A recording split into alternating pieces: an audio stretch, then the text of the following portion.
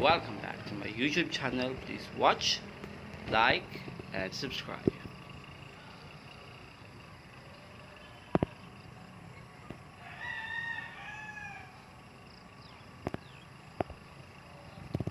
Global Demography.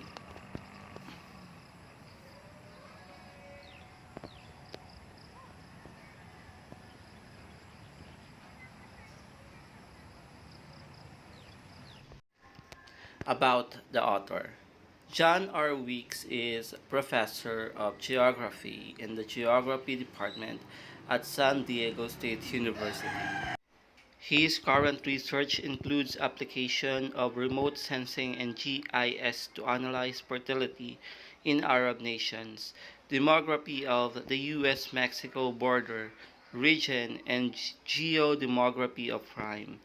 Definition of demography in the field of anthropology, the study of human populations and the way in which they change. For example, the study of how many births, marriages, and deaths happen. World population growth, a brief history. Human beings have been around for at least 200,000 years. Humans were hunter gatherers living a primitive existence marked by high fertility and high mortality and only very slow population growth.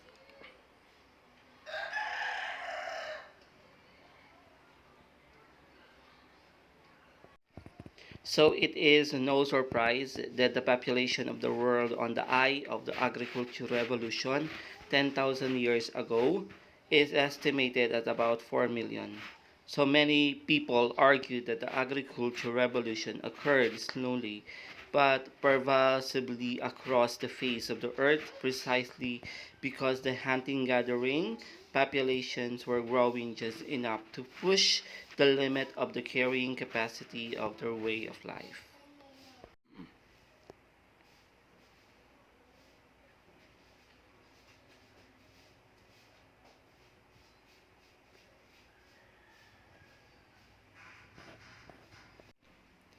Carrying capacity refers to the number of people that can be supported in an area given the available physical resources and the way that people use those resources.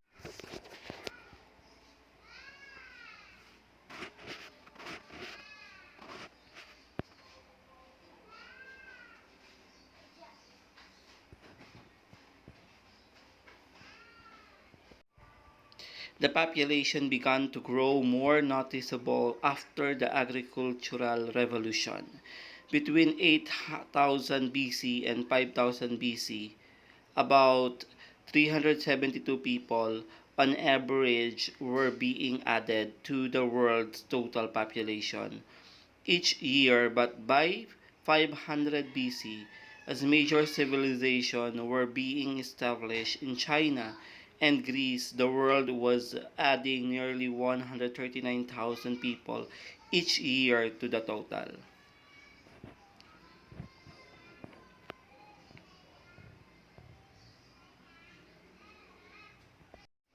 Table 1 population growth was very show in the earlier years of human existence, but has accelerated in the past 250 years.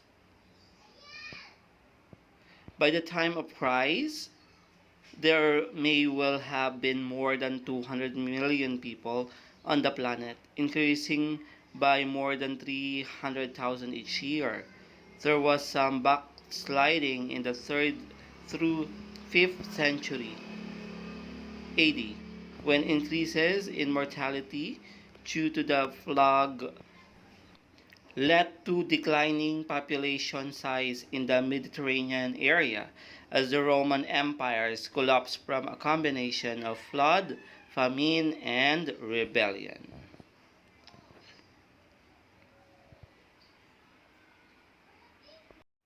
The rate of growth began clearly to increase after that, especially in Europe, and on the eve of the Industrial Revolution in the middle of the 18th century.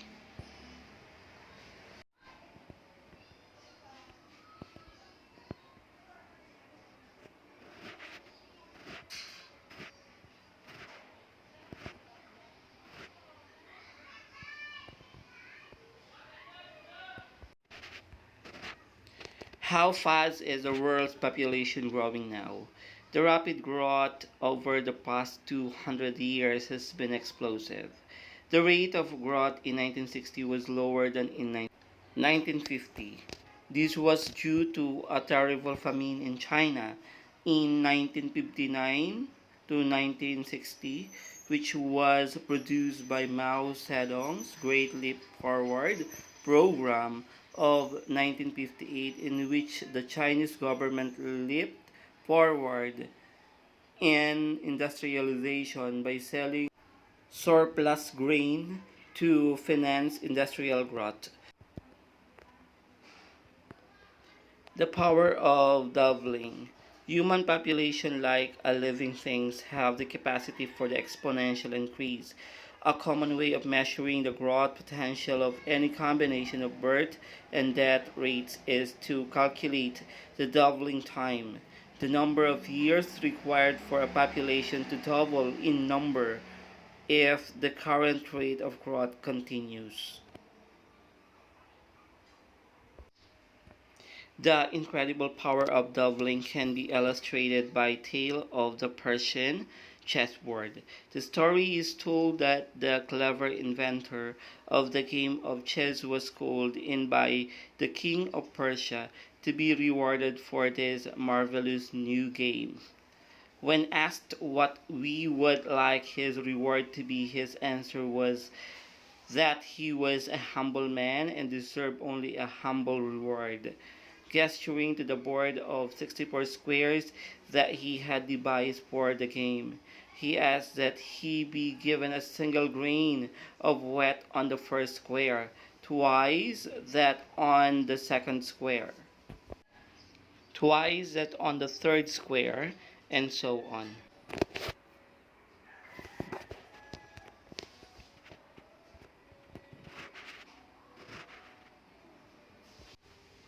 Why was early growth so slow?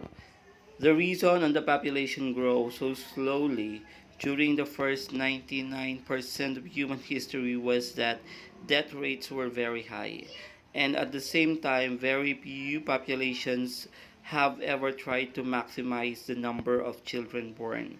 During the hunting gathering phase of human history, it is likely that life expectancy at birth averaged about 20 years. At this level of mortality, more than half of all children born will die before age 5, and the average woman who survives through the reproductive years will have to bear nearly 7 children in order to assure that 2 will survive to adulthood.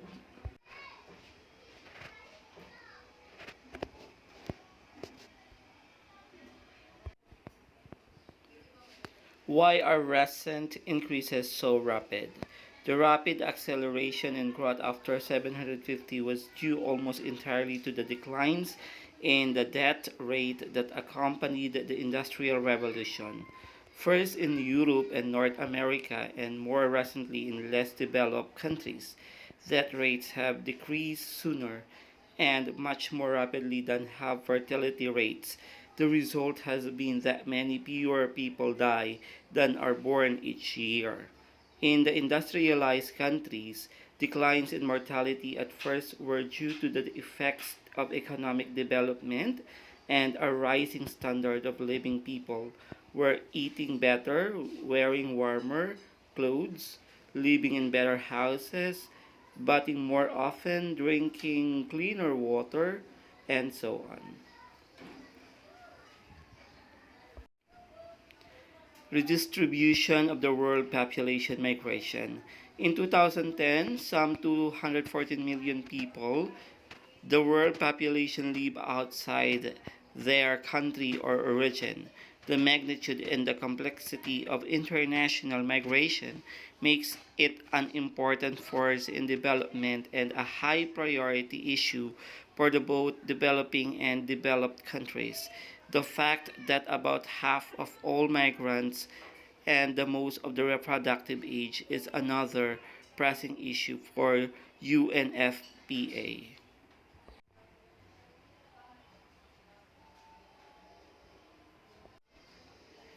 Internal migration within countries is also on the rise as people move in response to inequitable distribution of resources, services, and opportunities, or to escape violence, natural disaster, or the increasing number of extreme weather events. The movement of the people from rural to urban areas has contributed to the explosive growth.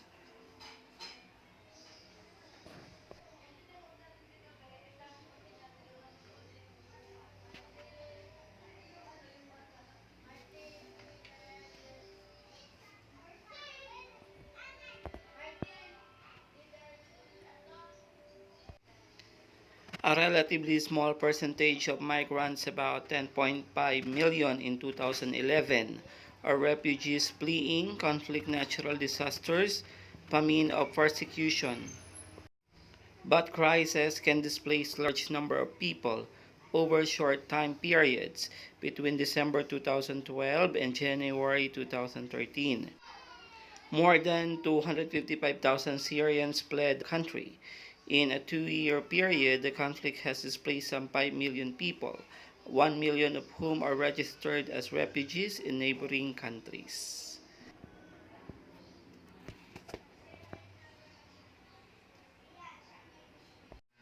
The majority of migrants cross borders of better economic and social opportunities. Economic migrants are the world's fastest growing group of migrants.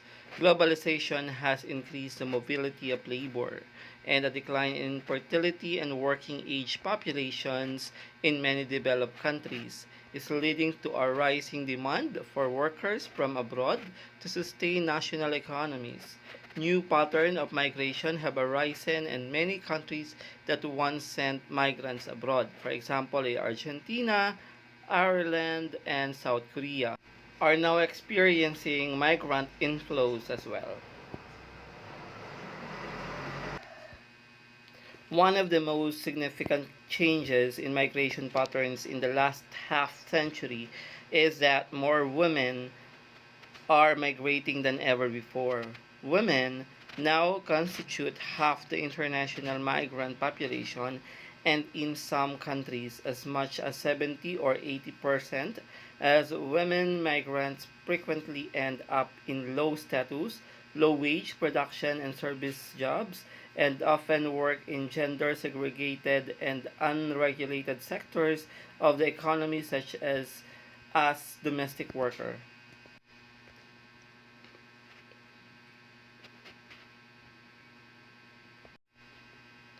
Migration is often temporary. Many migrants maintain links with the countries, while migrants make important contributions to the economic prosperity of their host countries. The flow of financial, technological, social, and human capital to their countries or region also is having a significant impact on poverty reduction, economic development. Remittance from migrants are major source of capital.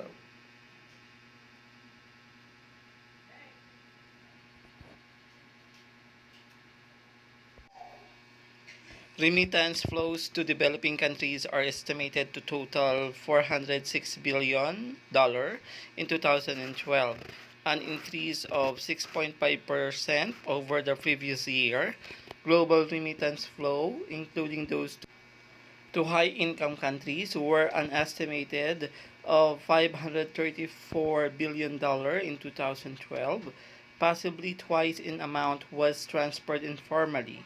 These financial transfers are growing in significance.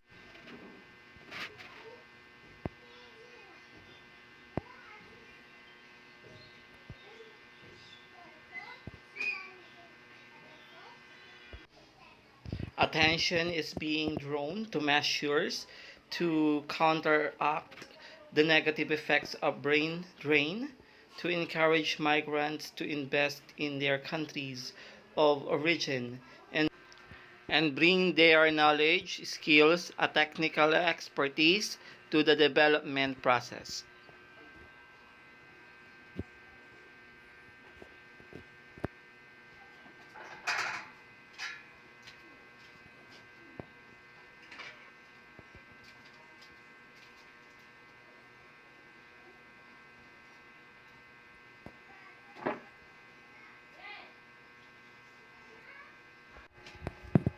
Geographical distribution and urbanization. It goes without saying that population are scattered across space.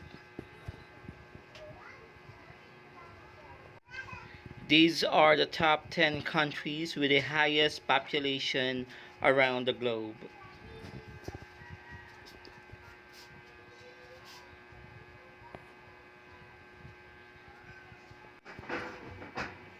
Population trends. The world population of 7.2 billion in mid-2013. These assume as a decline of fertility for countries where large families are still prevalent, as well as a slight increase of fertility in several countries with fewer than 2 children per woman on average.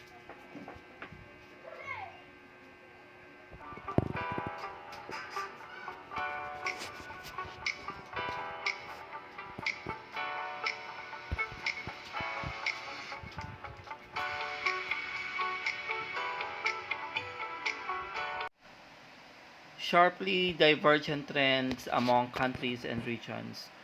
Almost all of the additional 3.7 billion people from now to 2100 will enlarge the population of developing countries, which is projected to rise from 5.9 billion in 2013 to 8.2 billion in 2050 and to 9.6 billion in 2100. Much of the overall increase between 2013 and 2050 is projected to take place in fertility countries, mainly in Africa. Population declines expected in 43 countries. In contrast, the population of the more developed regions is expected to change minimally, passing from 1.25 billion in 2013 to 1.28 billion in 2100. The net increase is due largely to migration from developing to developed countries. Population of 43 countries or areas are expected to decrease between 2013 and 2050 and 2100.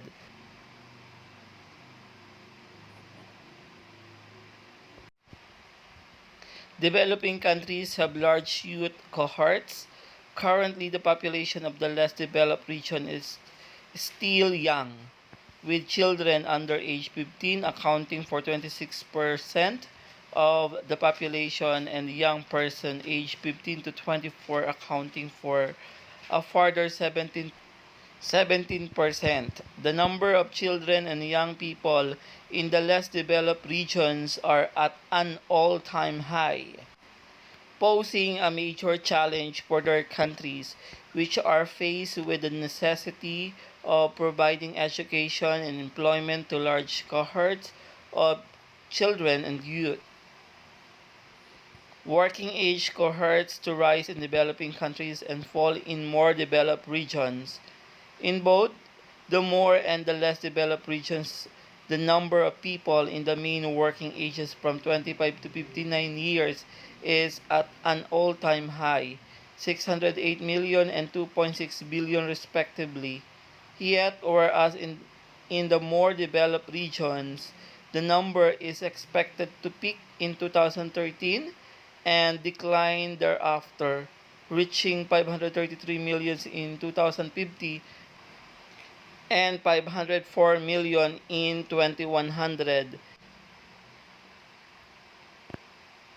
An aging world, declining fertility and longer lives contribute to an older world. Globally, the number of persons aged 60 or over is expected to more than triple by 2100, increasing from 841 million in 2013 2 billion in 2050 and close to 3 billion in 2100. Already 66% of the world's older person live in the less developed regions, and by 2050, 79% will do so. By 2100, this figure will reach 85%. Population by region, 6 of Earth's 7 continents are permanently inhabited on a large scale. Asia is the most populous continent, with its 4.3 billion inhabitants, accounting for 60% of the world population. The world's two most populated countries alone, China and India, together constitute about 37% of the world's population.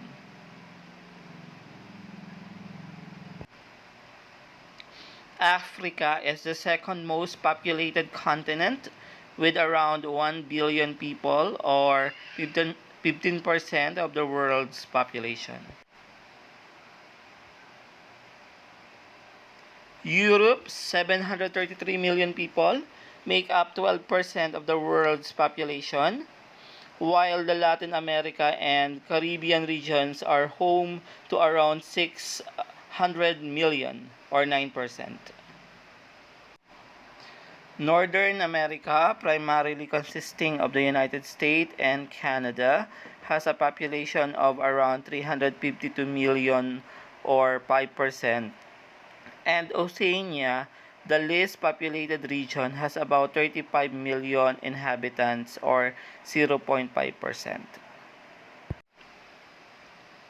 Antarctica has a small, fluctuating international population based mainly in polar science stations. This population tends to rise in the summer months and decrease significantly in winter as visiting researchers return to their home countries. China's one-child policy. For more than 30 years, China's one-child policy has done much to limit the country's population's growth. So here are 10 essential facts about China's one-child policy.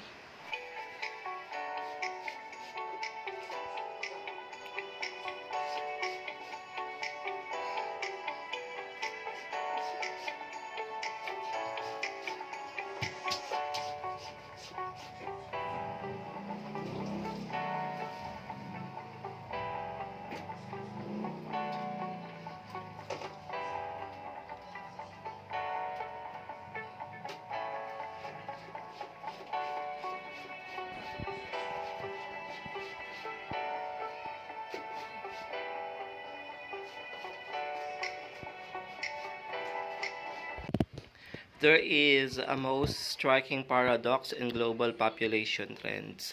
On one hand, we have had a rapid decline in fertility for over 2 decades in many developing countries, not to mention the already very low fertility in most of the highly developed nations.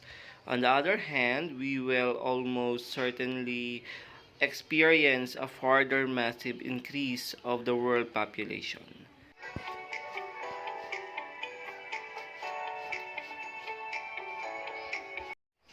UN medium variant projection is based on the assumption that almost all countries worldwide will have a total fertility rate of only 2.1 in 2050 at the latest.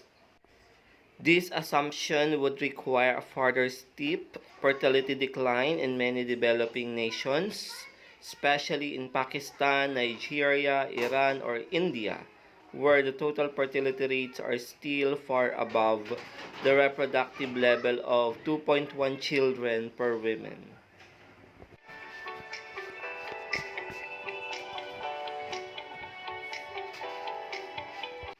According to the most recent UN estimates, Pakistan, for instance, currently has a TFR of about 5 children per woman. The medium variant projection assumes that it will drop to 2.1 during the next 25 years. In other words, we will only have a world population of about 9.4 billion by 2050 if the total fertility rate, measured as a global average, declines from about 3.0 in 1990 to 1995 to the reproductive level of 2.1 children per woman in 2035 to 2040. These are the countries with the most births per year.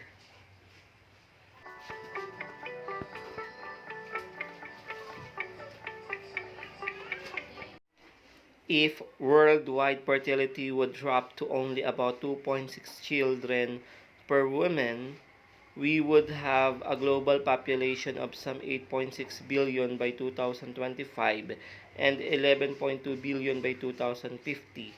This would be equivalent to a 2.89 billion increase between 1995 and 2025 and a 2.58 billion increase between 2025 and 2050.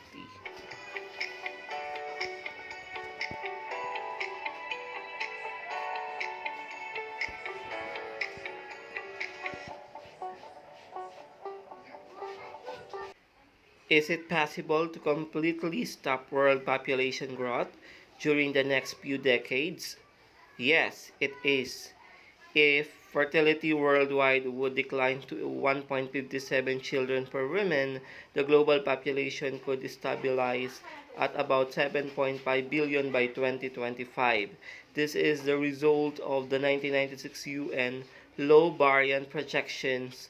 Please note that this variant assumes a drastic drop of average fertility to a level of some 24% below replacement all countries worldwide.